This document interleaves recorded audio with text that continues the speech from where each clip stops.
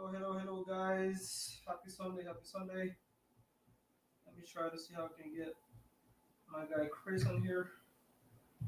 Let's see.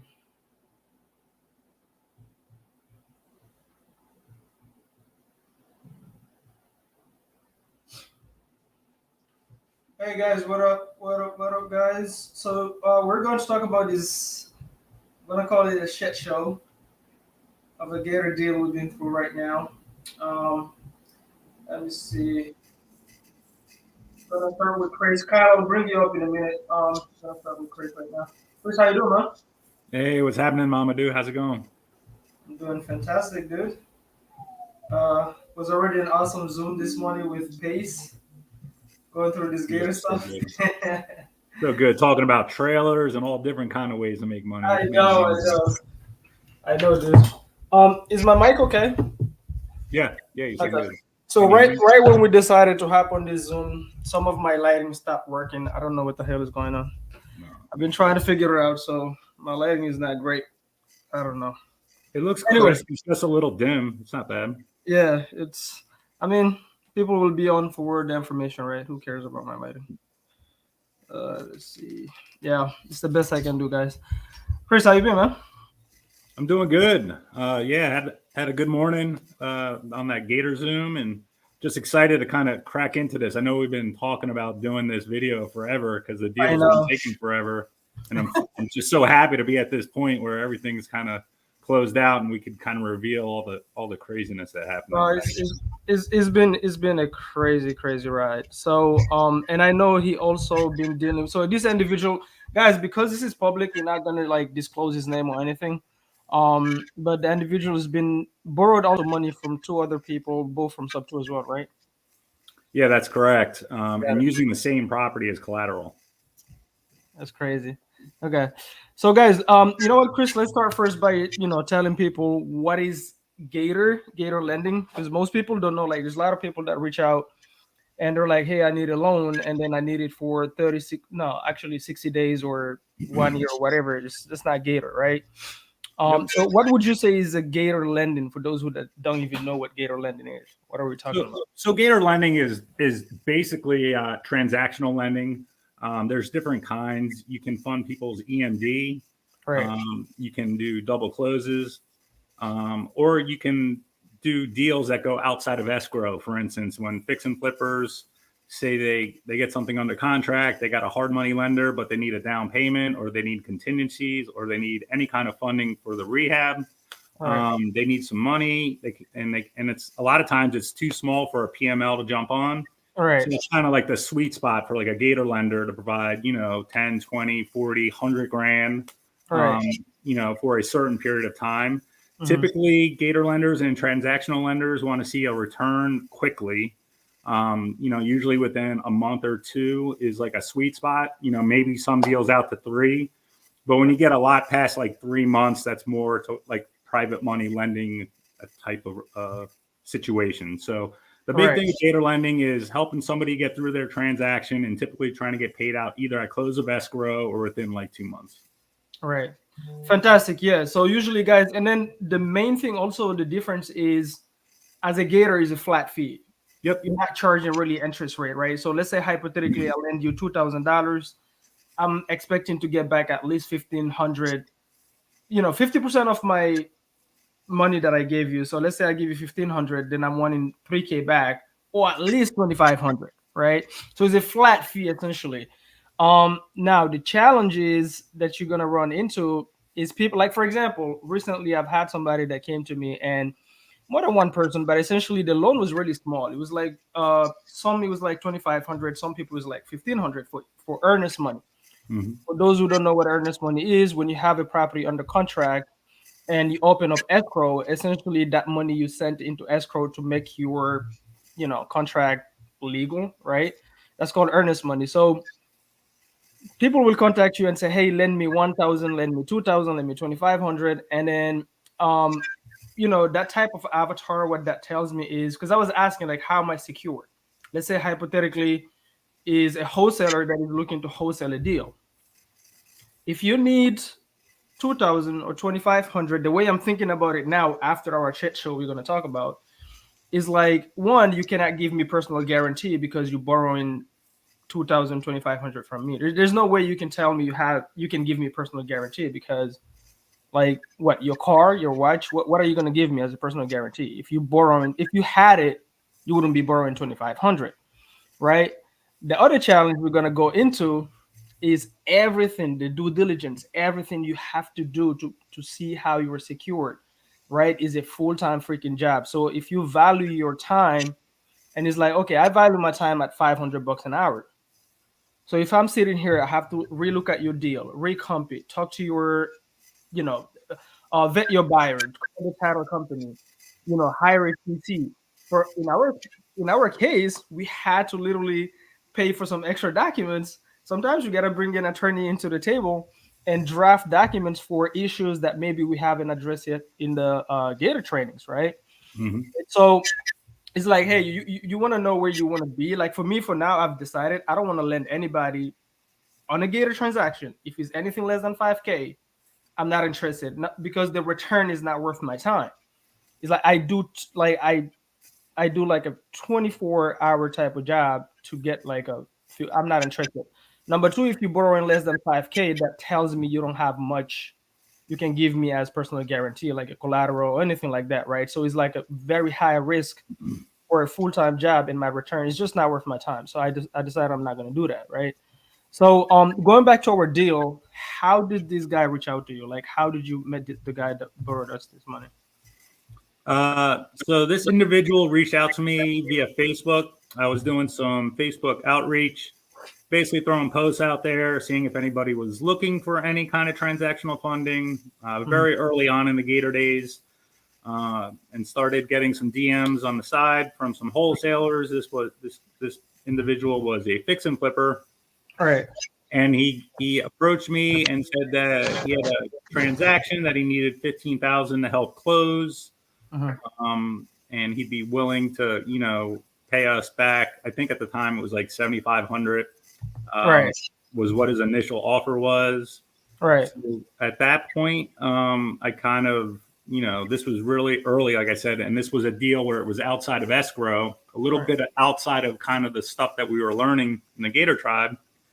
So I was like, you know what, I'm going to reach out to Mamadou. I reached out to Mamadou a little bit earlier, just on the side chat, Instagram, just chatting up because I saw the big things that he was doing. I was like, I'm going to see if Mamadou wants to help on this.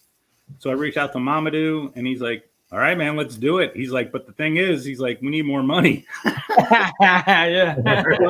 So I went back to the guy, and I was like, look, I think we can do it for you, but we want $10K back in return. Right. Because think about it, right? What was the context? So this guy was asking for 15,000, correct? Yep. And he was offering 5,000.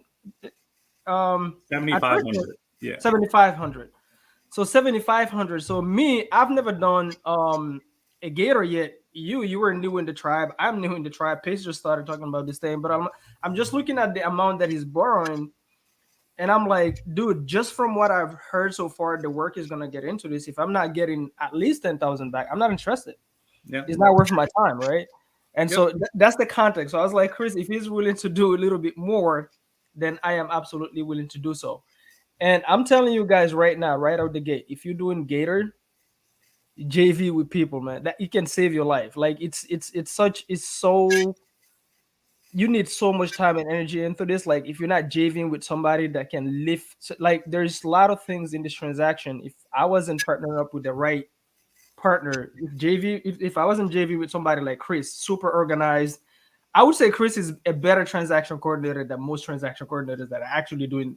And he's not a transaction coordinator. He actually doesn't. I don't think he enjoys it. Right? You enjoy it, Chris?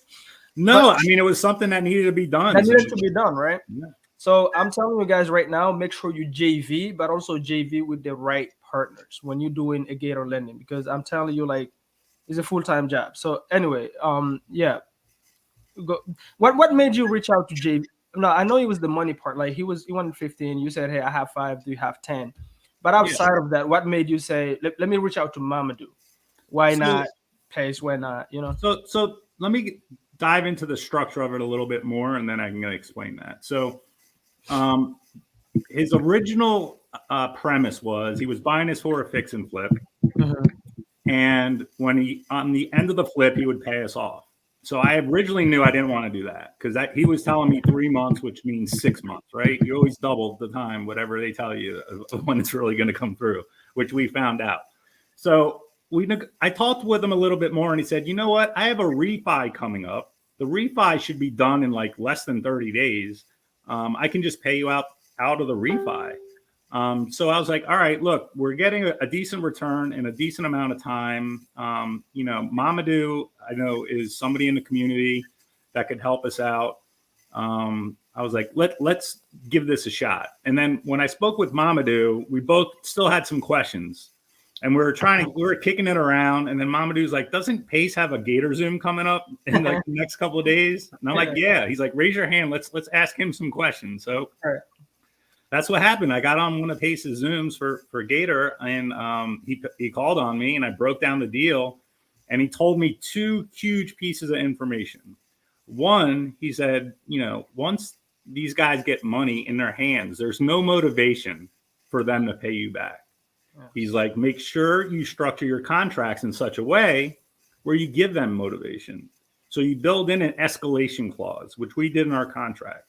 And that escalation clause basically said that, okay, after 30 days, if we don't receive payment in full, after 30 days from close of escrow, there is an automatic penalty period that we get an additional $5,000.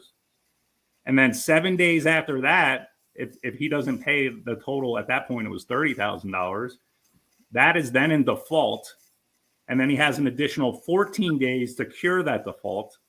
And if he doesn't cure that default, then we have a deed in lieu, which he signed over to us.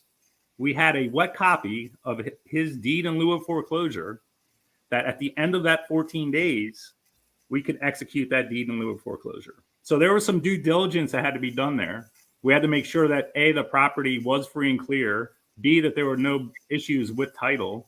And we did all that. Everything looked good. The person signed over the documentation for us. We had all that extra protection on the back end, and that's how we structured the deal. The second piece of advice that Pace told us is get a TC. Hold on right there. Hold it, right? So let's go back to it. He mentioned a few things, guys. He says escalation clause, right? And then he mentioned a deed in lieu of foreclosure.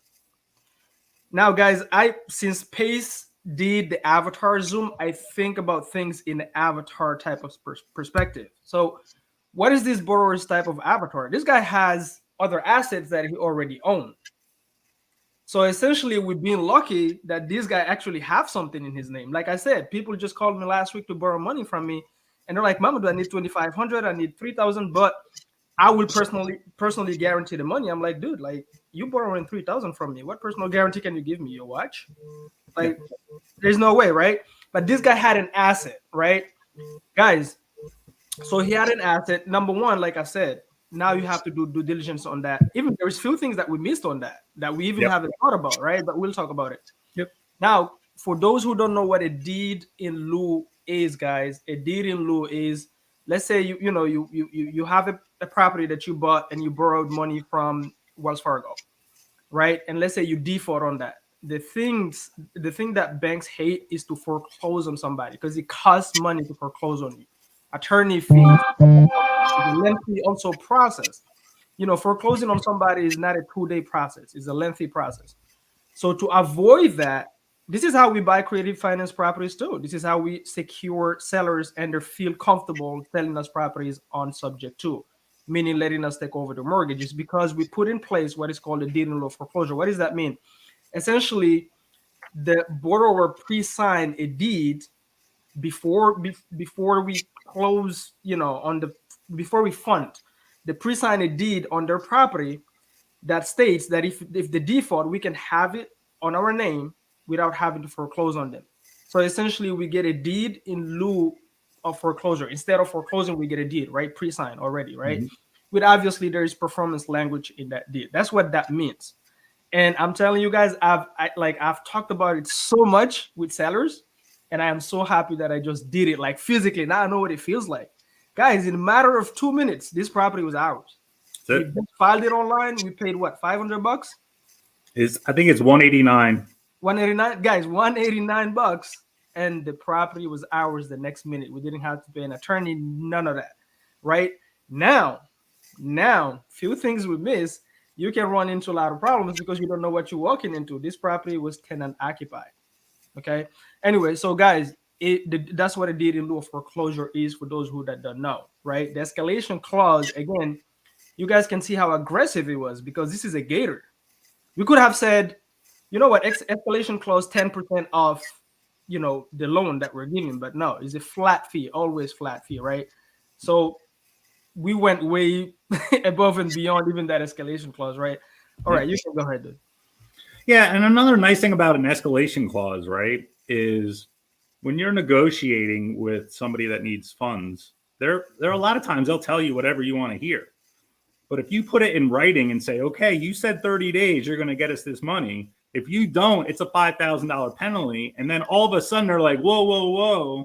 Well, what's the problem? You just told me you were going to get us the money in 30 days. So it's basically holding them to their word. And if they don't want to sign the contract, you might have just got yourself out of a predicament that you didn't know about, right? Because maybe they weren't even intending to pay you in that amount of time either. So I strongly recommend considering that, and anything that goes outside of escrow, it's just good protection. So let me ask you, when this guy reached out, did you do any due diligence on himself as a person? Because the more we went into this, the more I feel like, man, we should have done some due diligence on the individual itself. Yeah. What do I mean by that? Like, I went a little bit on his like Facebook and stuff. He's like, if I had done that, this is not probably an individual I would lend money to. It's just so. I did a post on my Instagram and I said we actually lost money, and people just don't understand what I mean by that. Sure. Because we gave 15 and we got back 30, right? We get into it. But if you had to go back, what type of due diligence you think you would have done on the individual himself in terms of like, because it seems like he's a fix and flipper. Yep. Full time. It seems like that's his business model, right? Yeah. He is. And we missed a judgment against the property we secured our funds on, which was what, 2,500 judgment or 3,500. 3,500 judgment. It could have been worse. Yep, could have been worse. I've done an innovation where at the close of escrow, an IRS lien of 16,000 just popped out of nowhere. So it could have been worse, right? So what do you think in like we could have done better? Here's a challenge with the Gator too that I really hate, and I think the transaction coordinator people like Caleb they'll probably be very picky on which Gator Lending they will do transaction coordinating on, or they're actually even thinking about moving away from it completely. Mm-hmm. It's very high risk. Yes. Usually when people call you, they have a super time crunch. Like, I got to get this done now. It's 14 days. So the due diligence, this is why we missed on that judgment. We didn't have time to run title, do all that stuff. And something else we didn't think about, he went ahead and went to Kyle and then went to Jason that is waiting here. I'll add him in a few minutes. He went and borrowed money from them and secured those funds on the property where we had our deed in lieu secured against. And we didn't think about, hey, let's maybe add a clause that states in our deed in lieu performance language that he cannot borrow against this property, a second position. He cannot refinance, do nothing until we're done. Could have added something like that, but we didn't even think about it because of the time crunch. Yep. And that's the interesting part about Gator. No, there were definitely a lot of things we could have done differently, and we will going forward. And this is the big reason I wanted to have this video, is to kind of educate all the other Gators so that they don't make these same mistakes. I think the first thing, when the good question you asked Mamadou is, how did you vet? I just did a little vetting. I did look at his Facebook page. There are some things on there that are a little shady, but there weren't any red flags to me at that time. Looking back, there are definitely red flags now. So I would definitely recommend trying to vet the person as much as possible, maybe even Google them. I think ultimately going forward, I'm going to try to keep the majority of any kind of these deals within the sub-2 community. Because what you realize once you deal with sub-2 folks and then deal with non-sub-2 folks, it's night and day. I mean, the caliber of person, and I'm being dead serious here, is really strictly just work with sub 2, that would be fantastic. But yes, some definitely vetting on the front end I think would help. The other thing that I wanted to mention about kind of the deed in lieu of foreclosure, the one other thing is we were kind of in a rush. We missed a couple things. I think something that we could have done differently is when we did get the deed in lieu is actually record a memorandum with the county and let them know that we have a deed in lieu on hold based on a transaction that we're helping.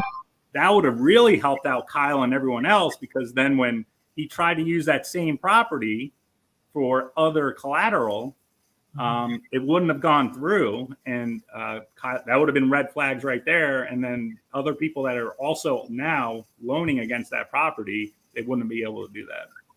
Yes, that's huge. That is huge. Because dude, who knows what he could have done if we would have extended this. You could have had 10 different things on the same property with 10 different people. Yep. Yeah. And it also seems like to me that this individual is kind of like, okay, I'm taking from, I'm borrowing from Pierre to pay back Paul. Yeah. I'm robbing Pierre to pay Paul type of thing. It's like, because at first he was very, responsive, right? When he first borrowed the money. And then it's just Chris ended up doing all the work that he was supposed to be doing. Because here's what happened. Chris, let's break down. Number one, there was multiple things involved in this transaction. Yep. The guy is borrowing for a specific deal. So he needs $15,000 for a fix and flip he was buying, correct? Yes. But we didn't. Here's the thing. If you come to me and you want to borrow money as a Gator on a deal that is especially a fix and flip, I don't want my money secured against that property, even if the lender allow it. Why? Because if you default, I don't want to get stuck with a fix and flip that, I don't know what you've done, what kind of work it needs to be done. It's too much headaches. I don't want that, right? But when we went to the closing table, the lender said they don't want a second position anyway. Luckily for us, right? Second thing is he was wanting to pay us through. We figure out he's refinanced in 2 properties, correct? Yes. And he will pay us out of one of the refinances, correct? Okay. Yes. So, and he was using 2 different title companies for both. Yeah, one for the transaction and then a separate one for the refi.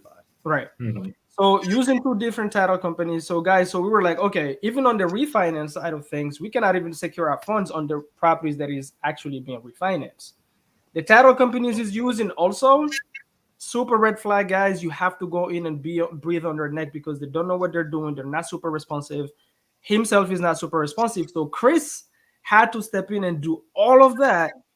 And then, when we do the due diligence on his 3rd property, so you have the property he's borrowing for.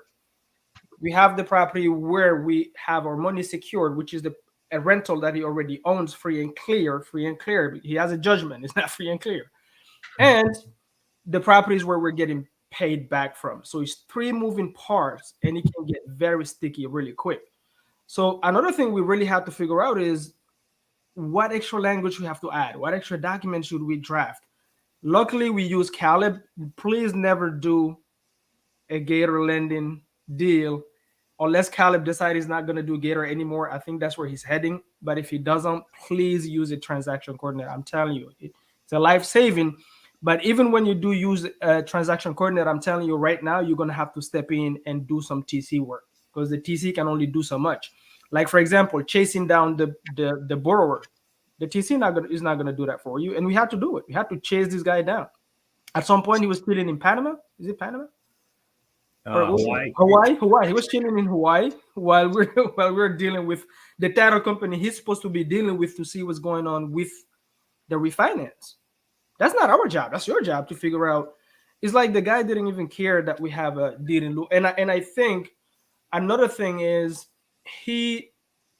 another thing that comes into these Gator Lending deals, guys, is the people that come to you to borrow the money. You become a teacher because you have to educate them how these things work.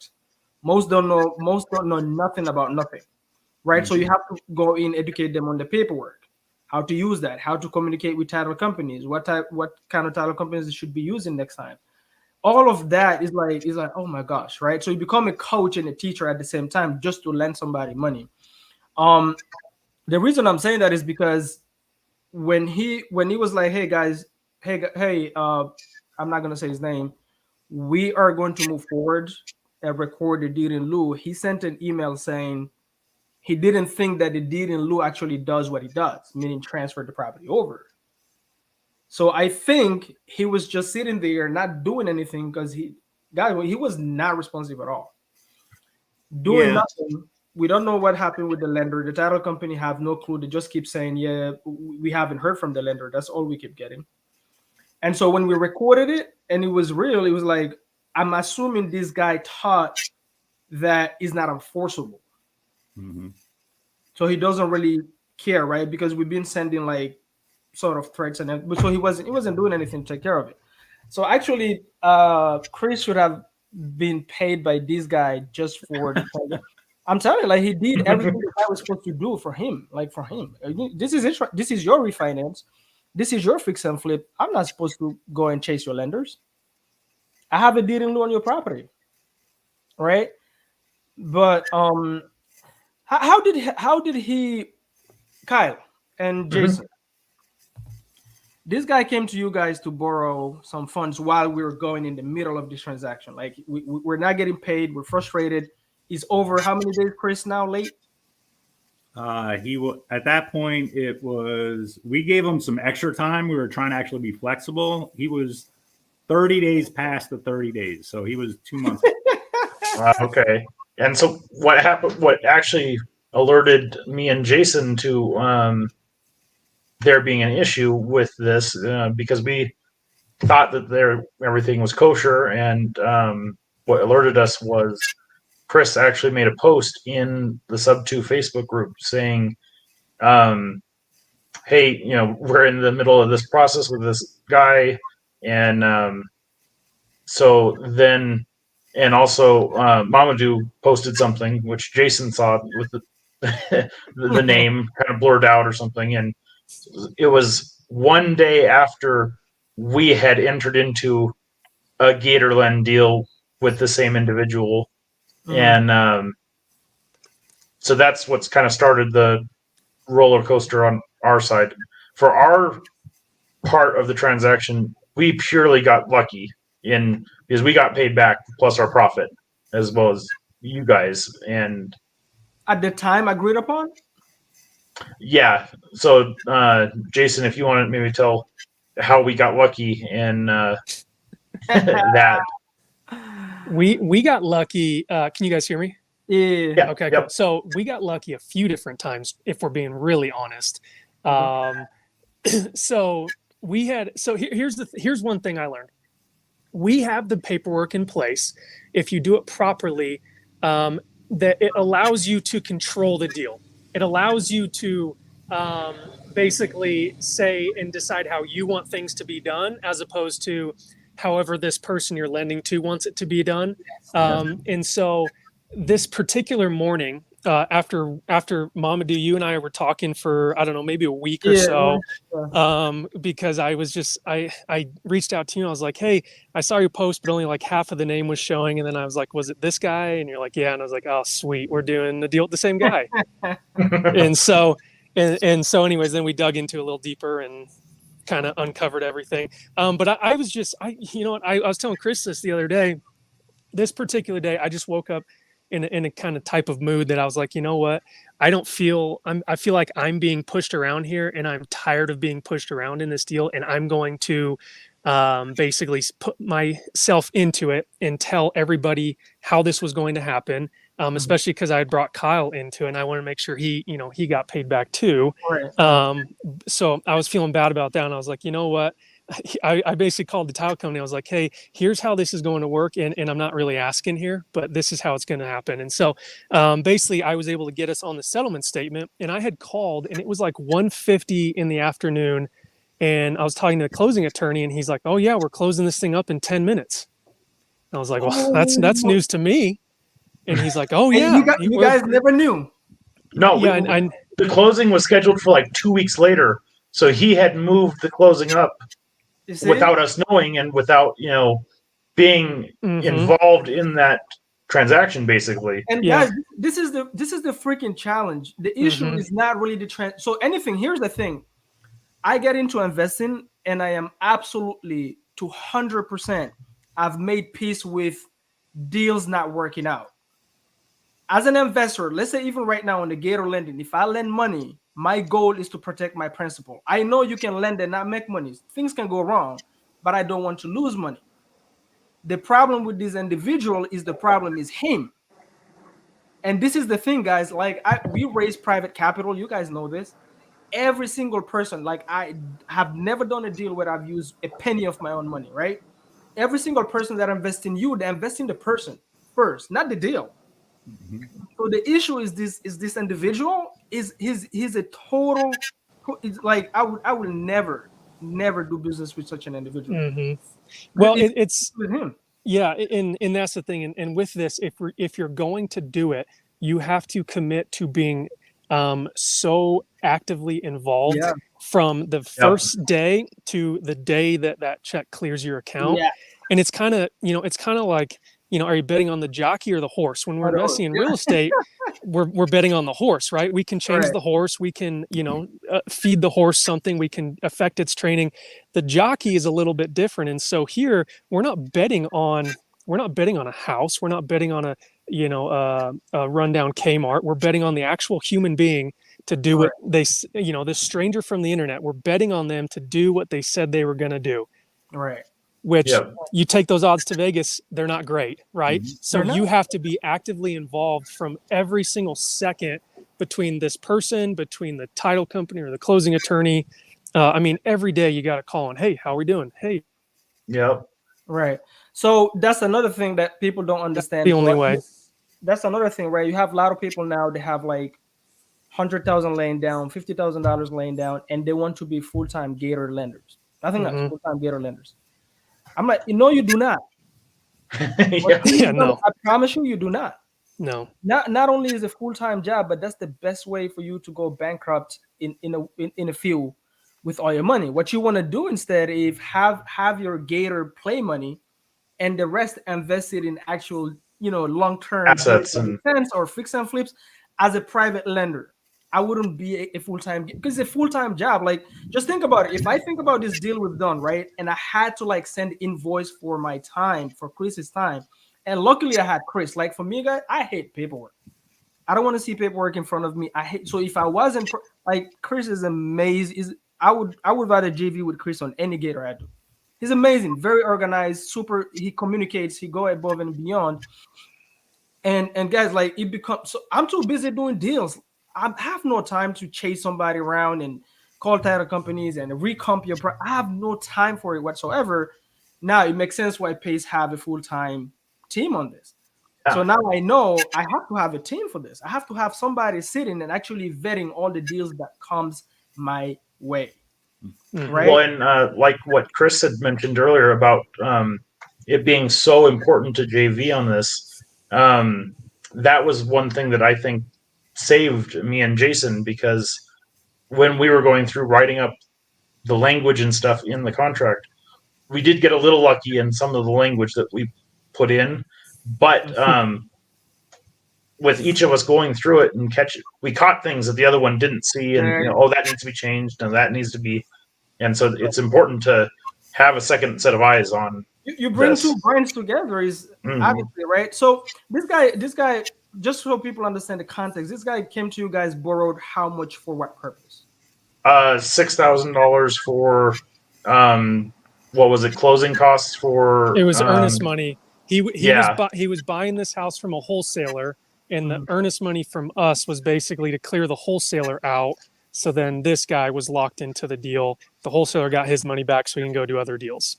So that's what it was. Okay. And it was a $6,000 lend for a $4,000 return in For how many days? 29 days. Yeah, originally it was under 30. Okay, and were you guys getting paid through the refinance as well?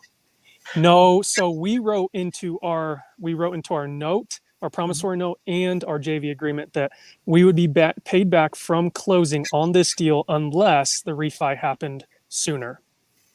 Okay, so that closing, was that a wholesale deal or a fix and flip? It was a wholesale deal, but he was the end buyer.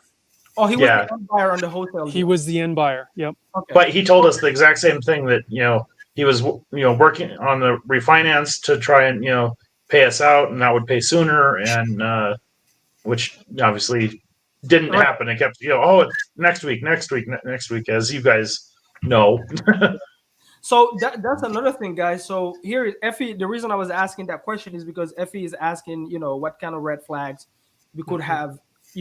One red flag, one obvious red flag is like this guy is stressed out too thin. Yeah. He have a lot going on, and like, dude, like, why don't you wait for those refis to be done and use that money and keep buying? You're already in other transactions that you haven't paid yet, right? But that's one. Number two, Effie, what we could have done that we didn't do is a full title search on the asset that we're actually securing our money on, because we would have seen the judgment. Okay. Mhm. Number three, I promise you, I went to this guy after everything was like, oh my gosh. Because at first, when Chris talked to the guy, Chris is like, this guy is amazing. This guy is like, he sounds like a really good guy. You talk to him, right? But on his Facebook page, when I went there, I was like, if I had looked at this page, I'm not lending this guy. I don't know. It's just like something. Everybody's different, but sometimes you gotta trust your instinct, right? So number one, he has too much going on. Like, dude, like it sounds like you're borrowing way too much than you should, right? It's like, okay, you got this going here, you got the refis.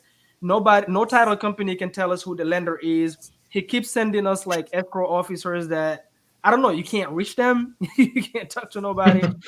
And the challenge on the Gator guys, especially if the deal is a wholesale deal, technically, legally, you cannot send in EMD on a deal you're not part of, right? Here is another challenge with that: is if somebody That's where the JV agreement comes in. right? But think about this, right, Kyle? Let's say you're dealing with a wholesaler that haven't done their. That's where that due diligence comes into play, right? You gotta see their paperwork. If it's not done right, now you have to help them redo it the right way, because most don't even know. Most are, dude, they haven't even watched the first Gator episode. So Well, you have to go through not just their paperwork, but you have to make sure you see the original contract with the original seller, not right. That's key. So it's like, oh my gosh, okay, I have to now redo your freaking paperwork. It's not done well. But now, if the person, right, let's say hypothetically you miss red flags on this person, like maybe they've been screwing other people over or whatnot. Now you're getting yourself in a joint venture with somebody. You don't know what these people promised to the seller. That's where looking at the paperwork comes into play. Now, if you don't have experience and you don't JV with somebody that have experience, you know how many red flags you can miss? Yeah. Right? That's where the JV is really important. Make sure you also JV with somebody that actually have more experience than you in the real estate industry, because otherwise, just JVing, okay, you're a newbie in real estate and in Gator all together, and then you JV with a newbie just because you got 1,000 and they got 1,000. That's the best mixture to lose your whole money, right? Yeah. It's like the paperwork gotta be right. You gotta communicate with the title companies the right way, because sometimes they'll tell you no on things that is a yes. Like, no, it can be done. You're telling me no, but it can actually be done, right? So those are the type of things, Effie, we're talking about. It's kind of difficult. It's really difficult to do. Gut feeling more than anything. Right. It's really difficult to do all of it, like to catch all the red flags. But at the end of the day, you also, one really important piece, you got to know yourself as an individual. Me, I am a hands-on learner. Unless I do it, I won't learn. So when Chris called me, I was like, Chris, I'm in. No hesitancy at all. Right, but they knew from the beginning. Him and the TC. I told them right away, dude. We got to contact Khaled. I'm not getting involved in the day-to-day, and I was, I was upfront with Chris. Chris, I'm too busy. Mm-hmm. If I'm your partner, you're gonna have to take the heavy load, because I have no time for this stuff, right? But I'm willing to like share my experience. If you call me about things that I know, I'll let you know, right? Mm-hmm. Which I think I did add some value in that aspect. I hope. 100%. But as far as paperwork and stuff, I'm not looking. So you got to also JV with the right person when it comes to this stuff. And so, guys, like the time crunch on the Gator deals, I think that's the most dangerous piece when it comes to this. All of them. I agree. Right, all of them is a very short time. You got to fund it really quick. There's a lot of people. To me, that's why I decided if you're not borrowing at least 5K, because with 5K I can charge you 5. I get 10, right? It's worth my time sitting, so I can send, how do you call it? A virtual invoice to myself. Okay, it makes sense. 20 days is worth my time. You know what I'm saying? Anything less than that, I already know you cannot give me personal guarantee. If I don't like you as an individual, I don't want to JV with you on a deal. It doesn't matter how the deal makes sense, right? Because I don't know which at the closing table anything can happen. Depending the state, also there is a lot of that's another thing. Depending the state is different, different laws and stuff that apply, right? So you guys were lucky. It seems like you guys got paid on time, right? There was no delays. Yep. Did he pay you guys from Really by luck on that? Yeah. Okay. And you guys caught that closing. It wasn't communicated to you guys. Correct. We got really lucky. Who knows what was his goal if he closed and you guys didn't know? We'd be fighting him still. Right? Oh, yeah. What I'm curious about, though, how did you guys get yourself on the set? Is that when you called the title company said we're closing in 10 minutes? That's how you guys get yourself? Yeah. So I called the closing attorney because that's just what they use in this state. And he's like, yeah, we're closing in 10 minutes. And I was like, oh, wow. He's like, okay, so if you're part of this deal, send me what you have and I'll look at it. And I was like, okay, I appreciate it. We have, the JV agreement. It's signed off on by everybody. It was created by our attorneys. It's a legitimate document. And we need to get, and because of that, we need to put ourselves, or we need to be put on the settlement statement so we can get paid back from this closing. He's like, all right, well, if you are supposed to be on the settlement statement, then send me what you have and we'll get you on there. So I jump off the phone. I immediately send him everything, how the breakdowns of the payments and the repayments and all that stuff. And so then I call him back, and it's maybe 40 minutes after the first call just to confirm he got it. And he's like, well, hold on. Alex, this person is in our office right now and we're trying to close. And so then this person starts messaging me messaging me while I'm on the phone with the closing attorney and trying to be like, hey, I thought I was paying you back from the refi. And I was like, well, if that would have happened, but the problem with that is we don't know when that was ever going to happen. And so he's like, but I'll do 12K now as opposed to 10K. And I was like, nah, sorry, man. He's like, well, I'm already bringing cash to the table for this deal. And I was like, I'm sorry. That's just our agreement. That's just what it's going to be. And he's like, all right, well, I'll call you back later then and we'll talk. And I was like, all right. So then he never called me and the attorney never called me because I was talking to the attorney. He's like, hold on. He's in the room here. Let me ask him what we're doing. Put the phone down. I could hear them talking. And he's like, he's saying he doesn't want to pay you. And I was like, well, it doesn't matter because we have the agreement and he's going to pay us back from this closing. And and I'm not really asking anymore. So that's how it's going to work. The closing attorney in this was fantastic. He was fantastic. Yeah. He really was. And guys, think about this, right? There's other closing attorneys that wouldn't care. They will tell you about all this. We're not adding you in.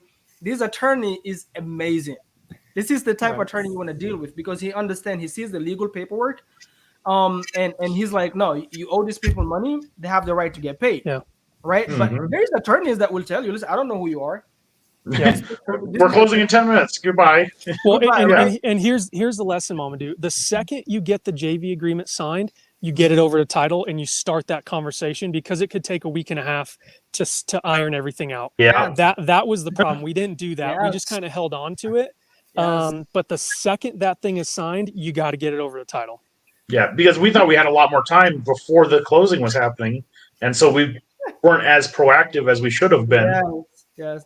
And here's what that tells me: if one of the JV partners on the Gator deal, I'm talking about the individuals that are actually funding the money.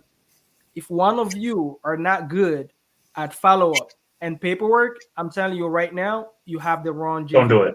For me, I will always, Chris is my forever Gator partner, right? I love, he's organized. He handles the paperwork. I don't have to think about it. I can tell him and he can draft it up. He probably send more professional emails than I do. And I say, Chris, I'm like, dude, I wouldn't send that. Right? I'm very short.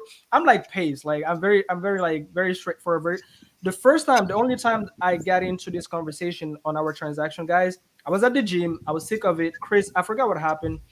And I texted the guy out of the blue. He don't even know who I was. Oh. And I texted him after he tried to borrow money from another lady. She didn't lend. And the next thing we know, he contacted you guys, and you guys lended him too early. And so I texted him about that lady. I said, dude, you haven't paid us. You're late. We cannot get hold of you, and you're going back to our network, borrowing money again, right? I'm like, dude, I'm taking this to Pace, and we're gonna handle you like you will never do this again. And then he was like, who are you? I said, check your deed in lieu of foreclosure. You'll find my name in there. I'm not even giving you my name. And then he apologized and was, dude, it's not me, it's the title company, or da da da da da. I'm like, I don't care, because Chris is doing your work at this point. We shouldn't be chasing your lenders. That's your job to chase your lenders, right? For me, I am happy that this guy. So here's what happened, guys. The day that we decided, we gave him a 15-day cure notice, right, Chris? Yep. 15-day cure notice. After this 15, guys, I'm telling you right now, we lost money because we went. How many days total did we have our money out? Like, so we funded the in May, right? First week in June. I think it was like June 2nd. Okay, and it was supposed to be a 20 days, mind you, right, Chris? Yeah, but we missed another point there. The gentleman didn't even show up to the initial close of escrow for his transaction. Yes. He was scheduled to close on like June 17th or something. He did not show up. And I called title. I'm like, how'd everything go? They're like, he never showed up. He didn't even show up to the closing. So I think that with this individual, I honestly think, like what you said, Mamadou, is A, he's not very efficient or good at what he does. Right. B, like he has too many things going on. He's way over his head. Right. And then like I don't think he's a scam artist because I don't think he's smart. Yeah, I don't think he's malicious. I think he's just doesn't know what he's doing. Organized and so basically you're right, Mamadou. Like I had to TC for him and and check in with title on a daily basis. And since it was kind of one of my first deals and like I took it as a learning opportunity, I was all over it. But you're right. It was like a full-time job for several weeks. It can give a Gator can give you high blood pressure, guys. Yeah.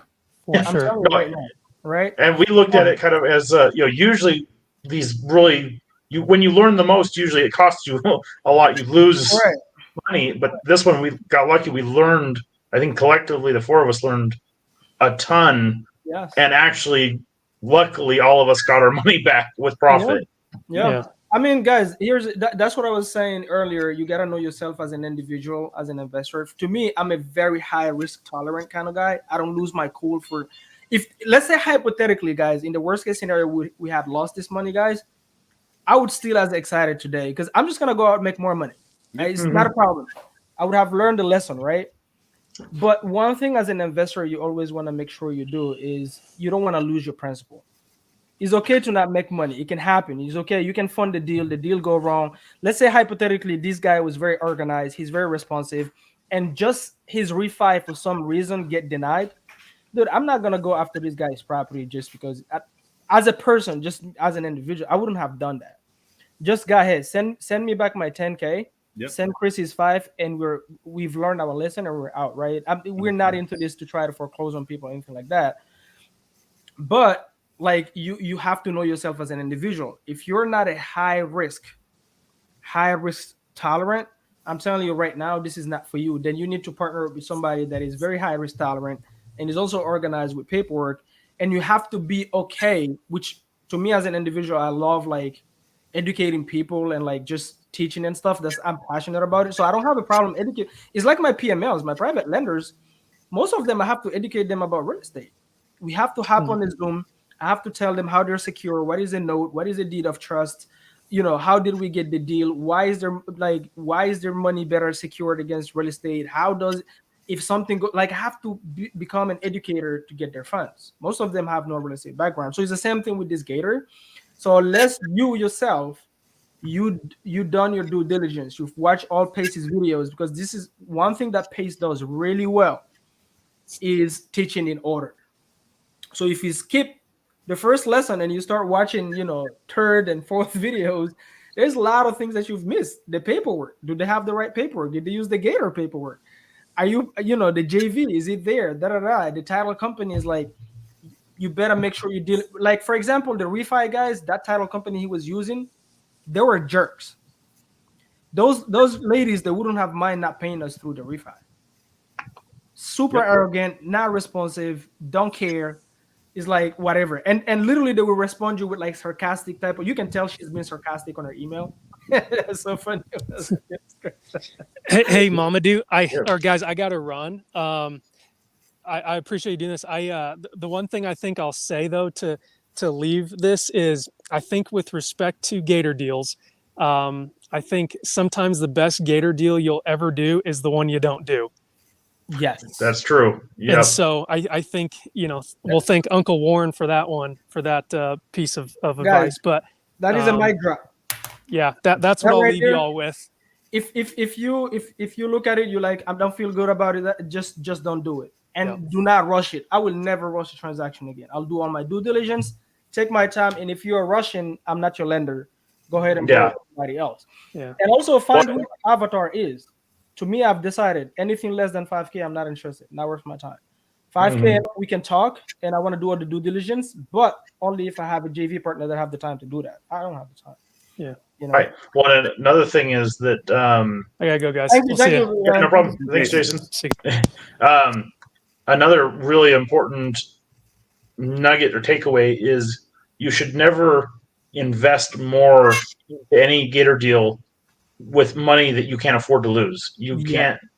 You should never take your rent money for the month and say, "Oh, I'm going to take this and make $2,000 on a Gator deal." Do not ever use money that you can't afford to lose. That's why I keep hammering home people that say I have 2K available and 1K, and people want to borrow 1 or 2 or 3K. Is whoever is borrowing 2,500 from you, I promise you they cannot give you a guarantee. There is no guarantee for somebody, Carlos said I need to get a bit of mic strap. I know my mic is too big. I don't want to like but you're absolutely right, Kyle. It's like if you only have 3K available, I would probably JV with somebody that is lending on a deal of maybe let's call it 8,000. Let's say Chris is lending on 8,000 and Chris only have 5. I'll bring my 3K and take less of a cut and JV with Chris on that type of deal, right? But if that's your only money, that's why I said even the people that have 100,000 and they only want to do Gator, I'm sorry, you're a knucklehead. Like you will lose your 100 grand. What you need to be doing is out of that 100 grand, take 10K. That's my Gator play money. Okay. And then the rest, the 90,000, invest it in long term, right? You can lend, you can be a PML private lender of fix and flips. You can be a private lender on Airbnbs, regular buy and holds, all that fun stuff. But you do not want to be a full-time Gator. There's no such, there's nothing fun about it. But this is how I look at it. And then Chris, we can call it a day. I think we went through all of it. This is how I look at it, right? This is just another tool in my tool belt. Yes. Right? Like I do lend on like some of my deals that I've done in the past. I was my own lender. Like I have my lending entity.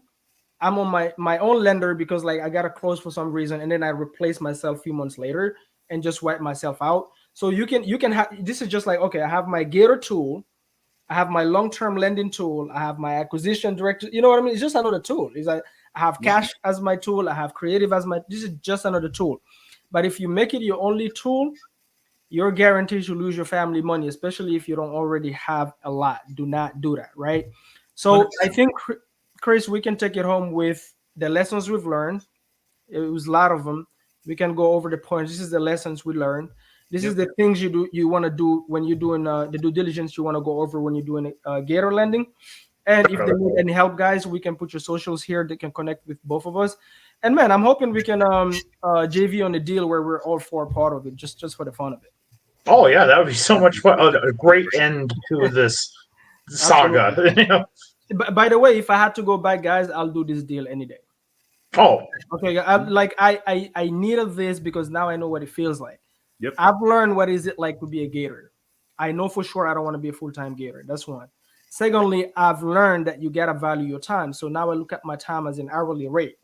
I'm looking at the deal and I'm looking at the time we're gonna have to spend in it, and I'm going to send you an invoice based on my time. If I'm doing it with Chris and the team, is like my team gotta get paid, everybody gotta get paid. So I'm gonna be very aggressive on the time, right? Now I know what it feels like to physically record a deed in lieu of foreclosure. That is huge. I've talked about it for 3 years. I've been buying my portfolio creatively, talking about that. I never know what it is. This is great. This is fantastic. I know what it is like to now use a transactional coordinator that is very creative. Caleb Christopher is very creative. You can hop on a Zoom with him. You guys draw out all scenarios and come up with like language and stuff, right? Very creative. I love that, right? And I've learned how special and how important your JV partner is, which is Chris. Dude, I love you, man. Like you've been a fantastic JV partner, bro. So guys, and then everybody makes money. So and another thing that I've learned is loss of opportunity. You lend for 20 days. This is why I said people asking me how did you lose money? You got back 30. I lost money because I've lost opportunity cost. Opportunity cost. That's what it's called. My money was supposed to be out only for 20 days. It's been out for how many days total, Chris, if we have to count it? 2 months. 2 months, guys. 60 days. By the way, that's not Gator. 60 days is short-term PML. Private money, okay, guys? Or hard, whatever, call it whatever. So loss of opportunities because within that time frame, you know how many people reach out and they want me to lend them on Gator, they want me to whatever, right? And I've had so many deals also where I'm going through like refinances and doing the Murby method. So I need to show funds and stuff, right?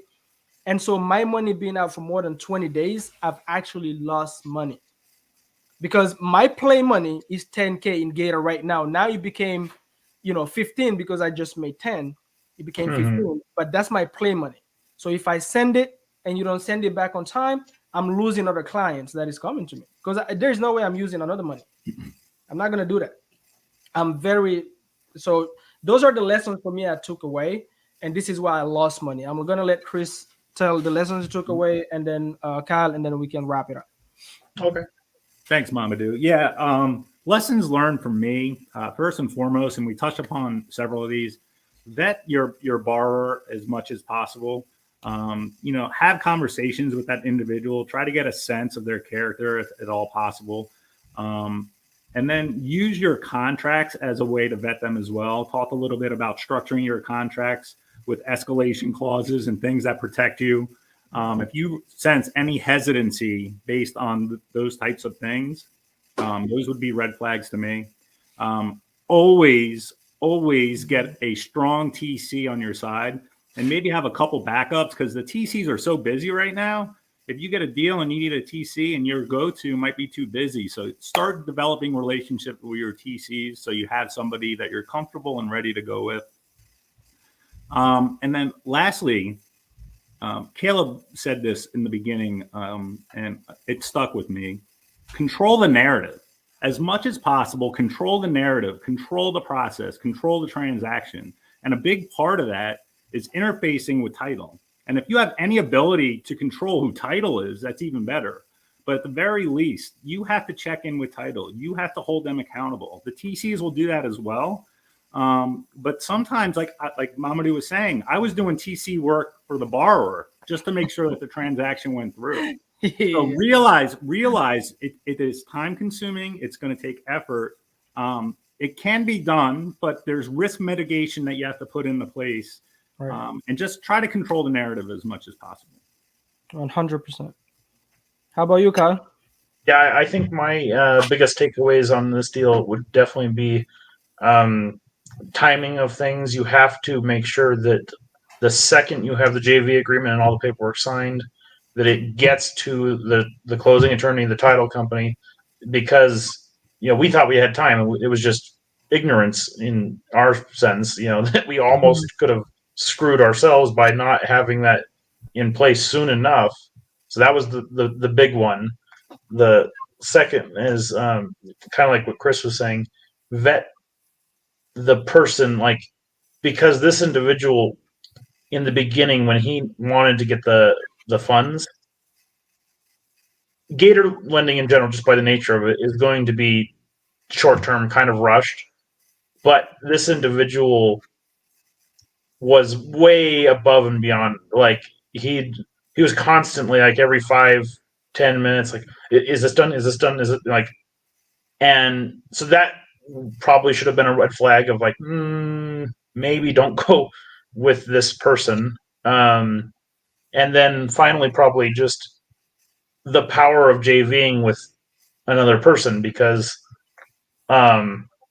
we would have missed potentially some of the language that actually let us get paid back, and not from the refinance, just because of how we worded it. And we took the time to each go through the contract and, together to make sure that it was what we wanted it to be. And I think those were the biggest takeaways for me.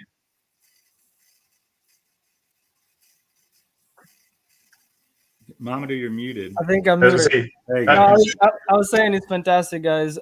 That's and he did the same thing to us. He was very in the beginning, like, is it done? Can we get this funded? I really gotta close. Yep. That's a huge red flag. yeah, So, but guys, also here's the reality.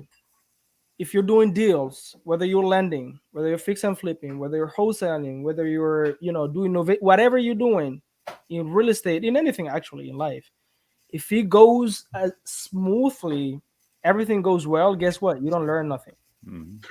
yep. My best deals so far, guys, my best deals ever is always been where I had the most headaches. Where I had the most headaches. I think I'm unmuted now. No, you're No, good. you're good. You're good, Mamadou. So it's like challenges, things like, for example, I was mentioning earlier, I had a deal where the IRS lien came on the innovation last minute. Dude, now I know what it feels like to call the IRS and have a conversation. I didn't know what that looked like. The title company, they couldn't figure it out. I had to figure it out with my partners. We had to call the IRS. We had to figure it out.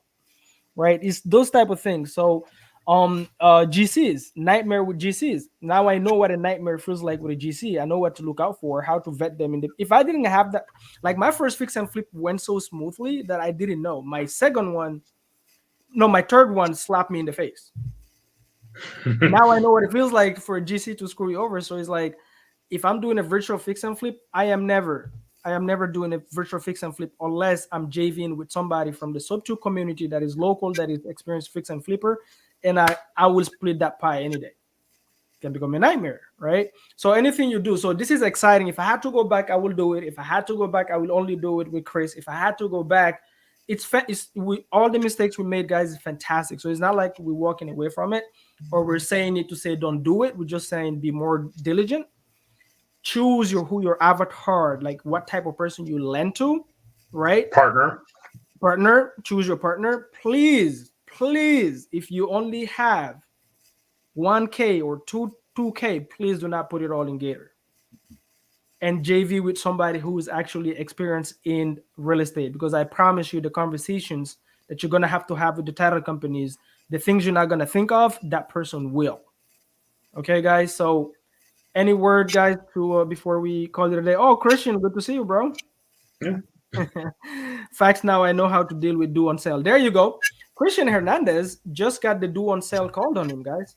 On the property. That's exciting. Like to me, like maybe I'm sick in some way, but this exciting. Yeah, now I know what it feels like. Figure out how to make it work. Absolutely. Right, and I'm not dead. My daughter's still alive. I have my birthday, and now I know how to deal with it too. Yep.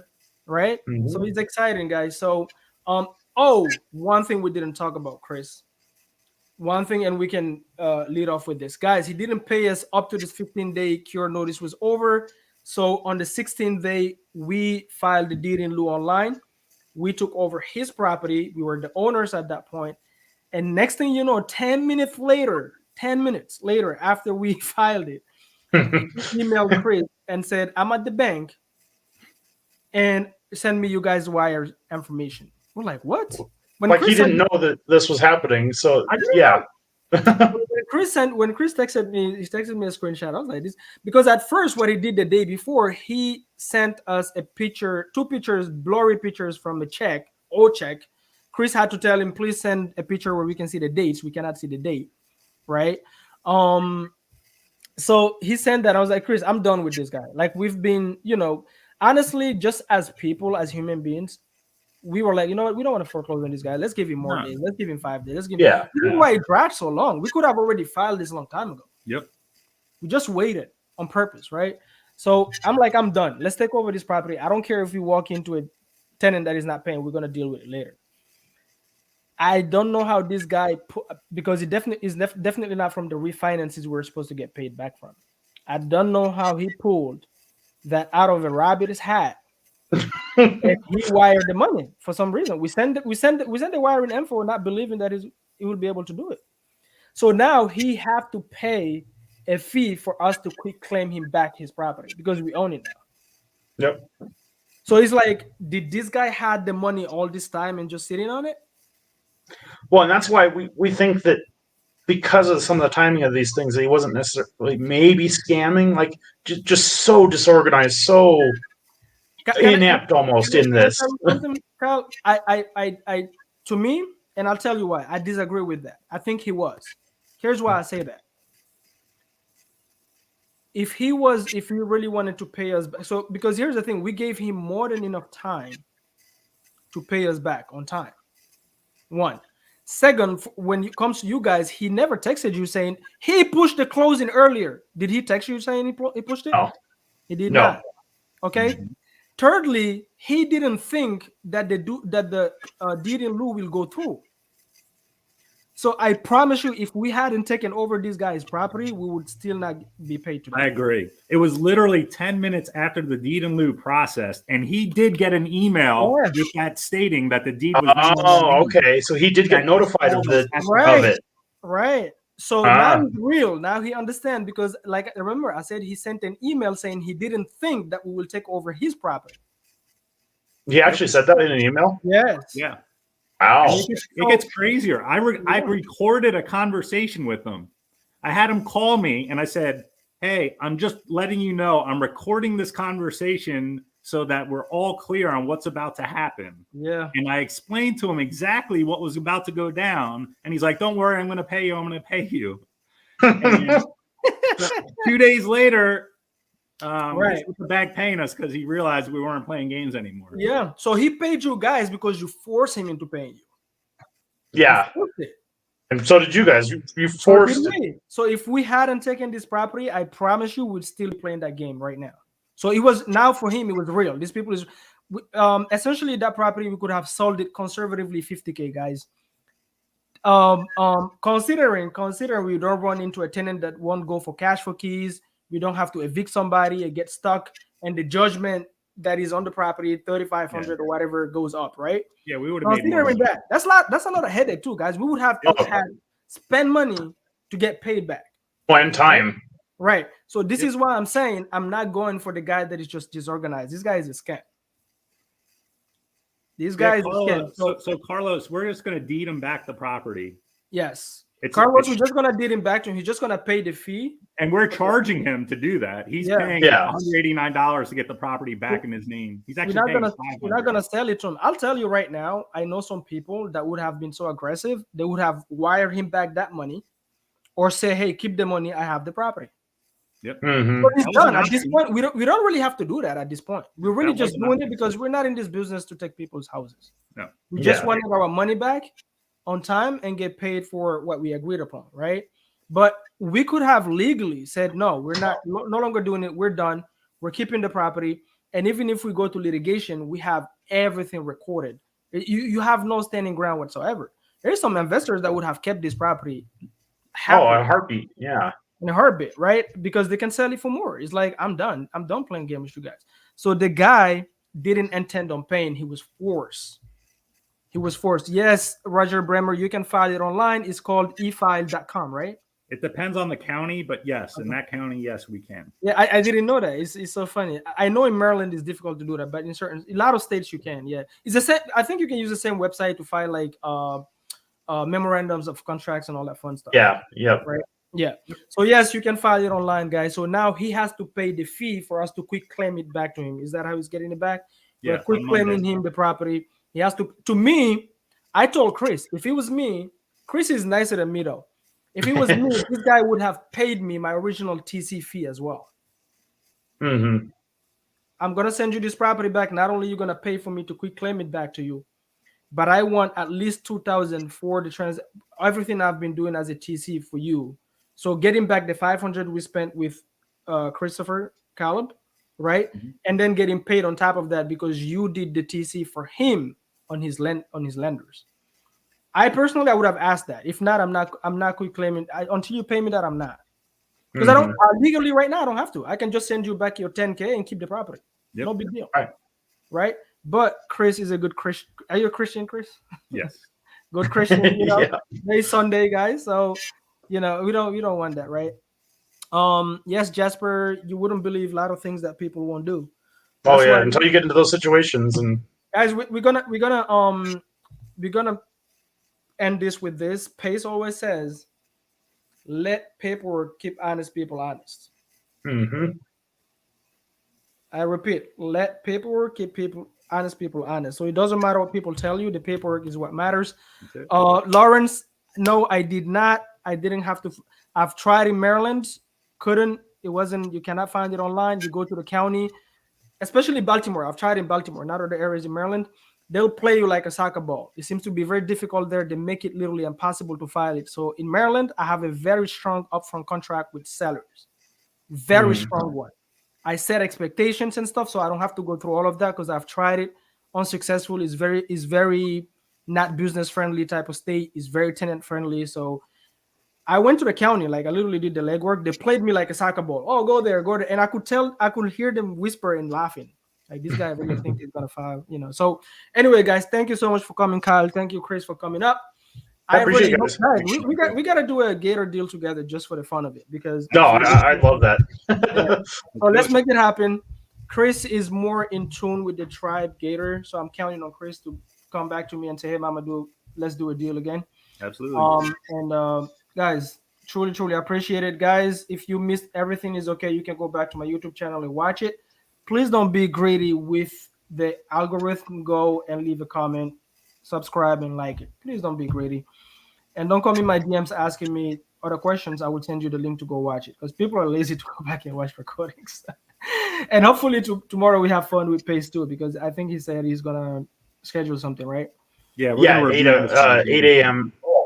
7 I think Arizona time. Right.